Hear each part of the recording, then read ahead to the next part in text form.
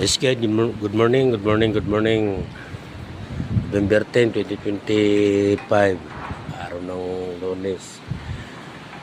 Alauna ng madaling araw, alauna 16, madaling araw. Update lang tayo. Patuloy pa rin yung malakas na hangin at may kunting pagulan-ulan. Puti na lang, ganoon lang ang nangyayari dahil ito pa rin yung update ng status ng area na itong madaling bahain. Ito yung sapa. Ito guys, sapa to hanggang doon. Ayan, sapa yan hanggang doon, paikot. Guys, itong lugar na ito yung mabilis lang bahain. Buti nga ngayon, mula kahapon, mula kagabi, mga alas 6 ng gabi, sinusubaybayan namin to. Ganito na yung sitwasyon ng panahon. Hindi lang wala sa malakas na pagulan, puro hangin lang. May ulan man, hindi naman malakas. Talaga itong kung magkakaroon ng malakas na ulan, ito ay talaga lulubog to, itong lugar na ito. Yan.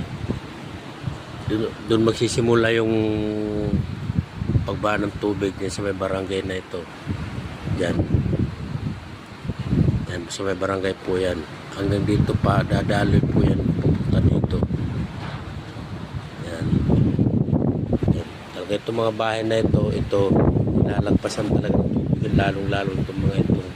Nasa ito mga ito. Sabi sa tabing ng rig. Hanggang doon yung paikot ng tubig. Yan. Dahil doon, squatter po yan. Talagang mga nasa sapa sila. Nakatira yung mga bahay nila. Yan, paikot po yan doon. Sana okay na ito hanggang magdamag. Wala na sana malakas na ulan. Itong hangin lang. Pero dito kanina, wala pa ito kahapon nakagalampagan yung mga yan bro. Yung mga bahay na ito. Pero sawa ng Diyos, wala pa namang natutuklap dyan. Siguro pinaghandaan din nila anong mangyayari dahil may parating na bagyo. Yun lang guys, nagpag-update lang tayo. Sana hindi na matuloy to dito pagbaha dito dahil talagang nilulubog to dito.